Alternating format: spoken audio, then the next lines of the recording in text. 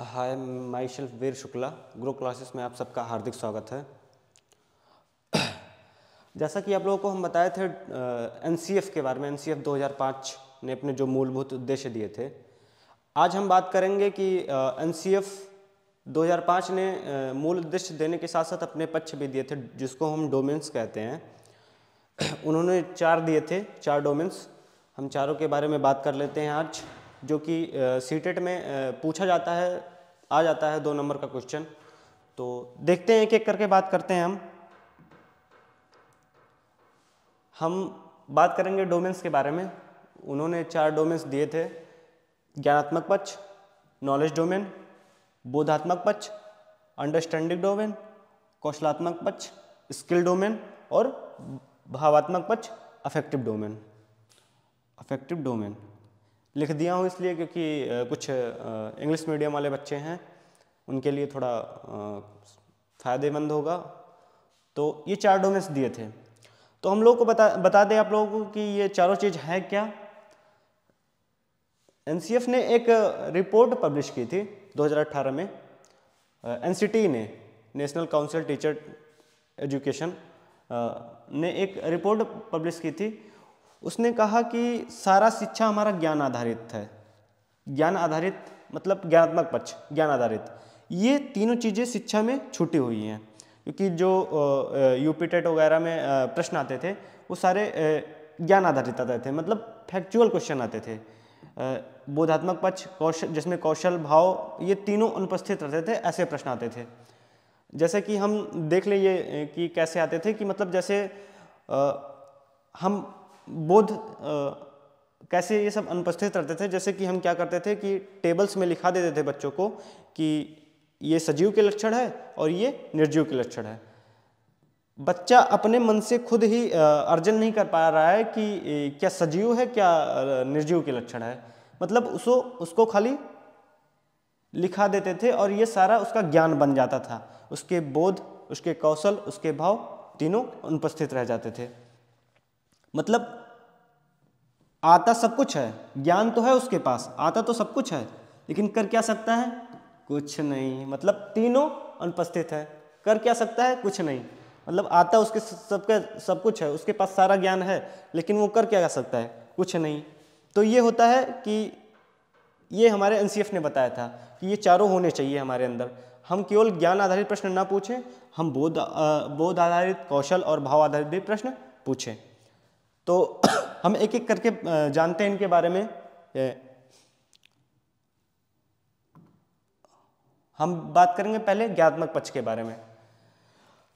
ज्ञानात्मक पक्ष क्या था? जैसे हम ज्ञान ढूंढेंगे, ज्ञान किसके लिए ढूंढेंगे? ज्ञान ढूंढेंगे किसी वस्तु के लिए, किसी जीव के लिए, व्यक्ति के लिए, घटना के लिए।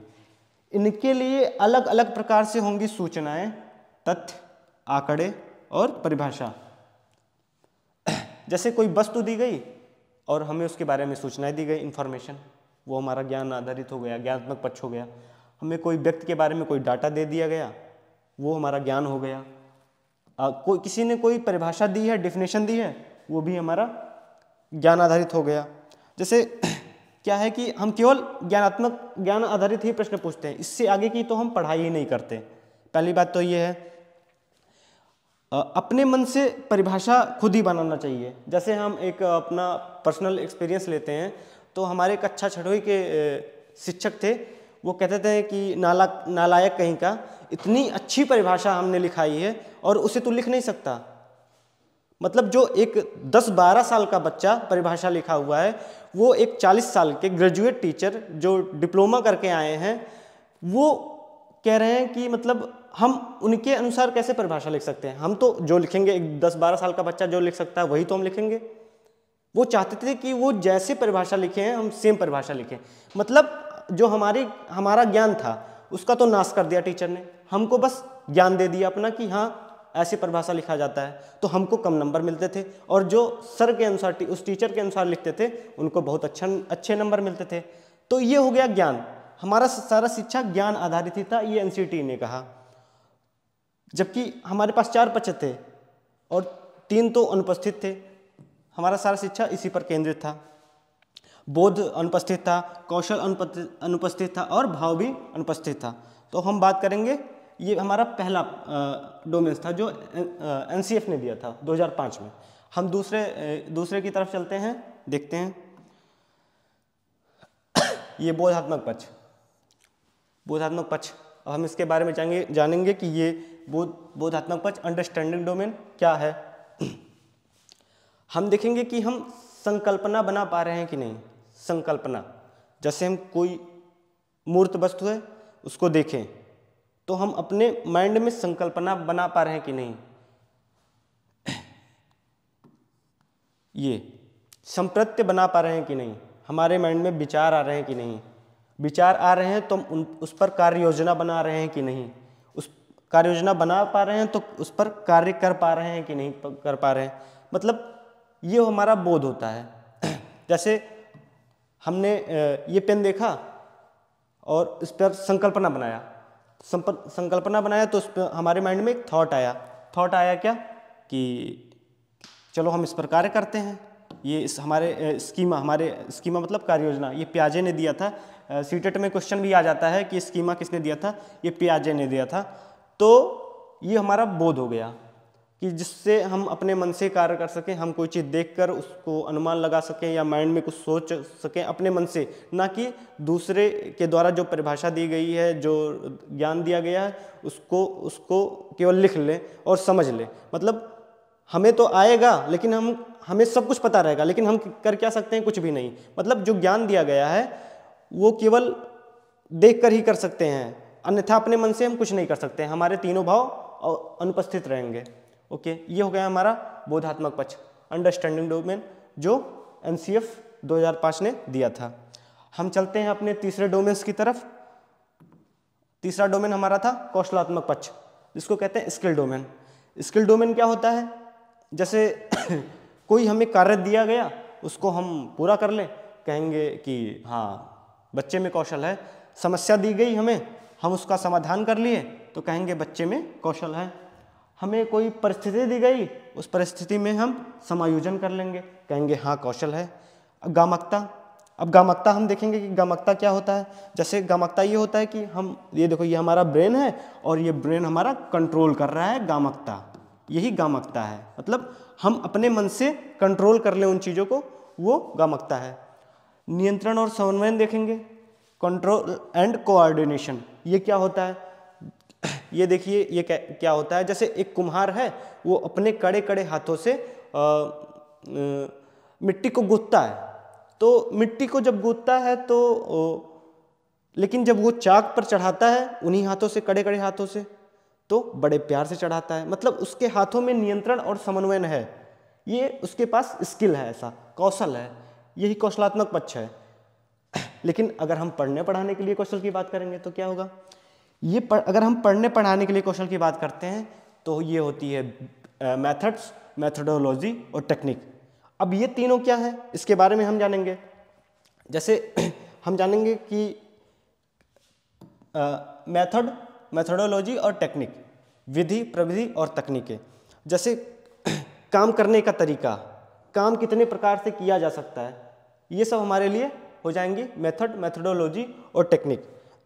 जैसे कि कोई कार्य है तो कार्य करने का मतलब कितने प्रकार से कार्य किया जा सकता है, ये हो गया मेथड। और कार्य करने का तरीका, ये हो गया प्रविधि। और तकनीकें क्या होती हैं, ये भी कार्य करने का तरीका ही होती हैं, लेकिन कितने प्रकार से कर सकते हैं उस काम को, ये हो गई हमारी तकनीकें। अब हम चौथे पक्ष की तरफ अपने चलेंगे। चौथे पक्ष का नाम है क्या, भावात्मक पक्ष, जिसको हम कहते हैं अफेक्टिव डोमेन। अब देखिए कि सामाजिक सांस्कृतिक मूल्य, ये हमारा भावात्मक पक्ष आता है। संवेगात्मक बुद्धि, ये भाव ही हमारे होते हैं, जो हमारी नैतिकता होती है ये हमारी भाव होती है। अब देखिए कि हमारे समाज में पाँव को छूना सामाजिक सांस्कृतिक मूल्य है, एक प्रकार का मूल्य रखता है हमारे समाज में पाँव को छूना हुआ। जैसे एक व्यक्ति है, वो बुजुर्गों के पाँव छूता है तो कहेंगे कितना बढ़िया आदमी है, बहुत अच्छा बालक है। लेकिन मन में चाहे कितनी गालियाँ देता हो, लेकिन अगर कोई व्यक्ति बहुत ही आदर करता हो उस व्यक्ति को और पाँव नहीं छूता है तो कहेंगे देखो कितना नालायक आदमी है। मतलब ये सामाजिक सांस्कृतिक मूल्य है हमारे खान पहन, रहन सहन, पाँव को छूना, ये सब सामाजिक सांस्कृतिक मूल्य हैं। संवेगात्मक बुद्धि क्या होता है? संवेगात्मक बुद्धि वो होता है जैसे गुस्सा आए, दुख आए, ये सब हमारे संवेगात्मक बुद्धि हैं। अब हम देखेंगे नैतिकता क्या होता है। मोरलिटी की बात करेंगे। मोरलिटी वो होती है जैसे कोई व्यक्ति है वो मांस खाता है या अंडा खाता है, तो क्या होता है कि वो कहेगा देखो क्या खुशबू आ रही है, लेकिन वो कहीं शाकाहारी व्यक्ति है उसके साथ कहेगा यार क्या बदबू आ रही है। मतलब अपनी अपनी मोरलिटी है, नैतिकता है। ये मांस की खुशबू आ रही है किसी को बदबू आ रही है, ये अपनी अपनी नैतिकता है कि हाँ उसे क्या पसंद है। तो ये हो गई हमारे भाव हैं।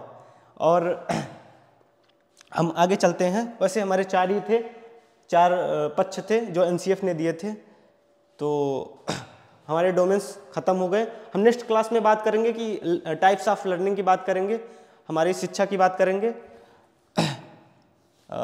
शिक्षा जगत से जुड़कर राष्ट्र निर्माण में सहयोग करने के लिए आप सबका प्रेम पूर्वक धन्यवाद। अब मिलते हैं नेक्स्ट क्लासेस में। धन्यवाद। Thank you.